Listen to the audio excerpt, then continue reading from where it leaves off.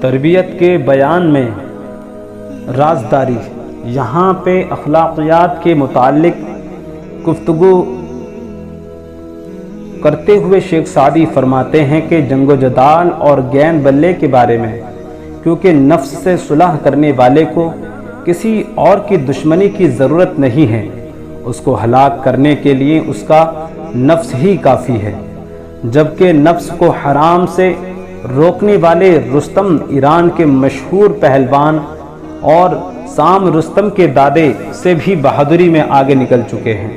اور جو شخص اپنے نفس کا مقابلہ نہ کر سکے وہ اپنے دشمن کا بھی کچھ نہیں بگاڑ سکتا، لہذا پہلے اپنے نفس کی اصلاح کر بعد ازاں لوگوں کا سر پھوڑنے کی بات کر۔ تو انسانی وجود میں ایک مکمل شہر ہے جس کا بادشاہ دل ہے اور وزیر عقل۔ اس شہر میں کچھ کمینے عزت دار بنے ہوئے ہیں اور وہ تکبر اور لالچ ہے، یہ گویا ڈاکو اور جیب کترے ہیں، اور دراصل تقوی اور رضا اس شہر کے حقیقی شرفن ہیں۔ یاد رکھ، بادشاہ اگر کمینوں پر مہربانی کرے گا تو شرفن آرام نہ پا سکیں گے۔ کمینوں کی کوشش تو یہ ہوتی ہے کہ بادشاہ کے ساتھ رچ بس جائے جیسے رگوں میں خون، پھر بادشاہ کو بھی اپنے تابع بنانے کی کوشش کرتے ہیں، اور جب عقل کا وزیر مضبوط ہو تو یہ کہنے کمینے بادشاہ اور ملک کا کچھ نہ بگاڑ سکیں گے، کیونکہ ڈاکو اور کمینے پہرے والی جگہ پہ نہیں جاتے، اور جو بادشاہ دشمن پہ سختی نہیں کرتا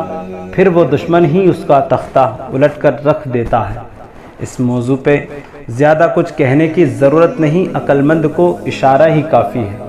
اور عمل کرنے کے لیے ایک حرف بھی کافی ہے۔ مذکورہ عنوان کے تحت اگرچہ شیخ سعدی نے کوئی حکایت تو بیان نہیں فرمائی، تاہم اخلاقیات کے موضوع پہ ایسا حسین درس دیا کہ جس کا ایک ایک حرف سونے کے پانی سے لکھنے کے قابل ہے، اور جس پر عمل کرنے سے دین و دنیا کامیاب یقینی ہے۔ اس لیے آخر میں فرمایا، یعنی اس موضوع پر مجھے کچھ زیادہ کہنے کی ضرورت اس لیے نہیں ہے کہ اگر کوئی عمل کرنا چاہے تو اس کے لیے اتنا ہی بہت ہے۔ عربی میں کہتے ہیں العقل تکفی للاشارہ، یعنی عقل کو اشارہ ہی کافی ہے، عقل مند کو اشارہ ہی